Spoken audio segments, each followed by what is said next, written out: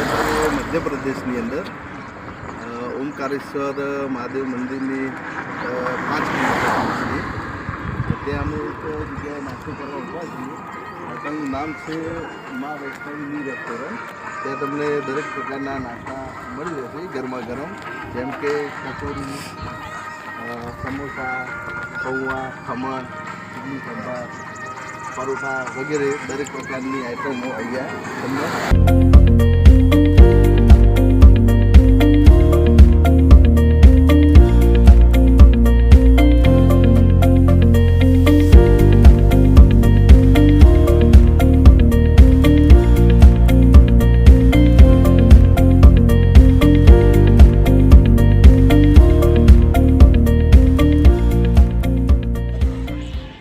તમારે નાસ્તો ત્યાં લેવા માટે સૌપ્રથમ પહેલાં આવી ટોકન લેવી પડશે.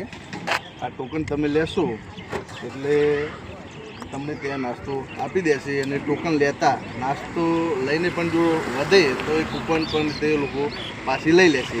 એટલે તમારે વધારે કૂપન લો તો પણ ચાલશે, અને જે વધે તે પાછી આપી દેવાની.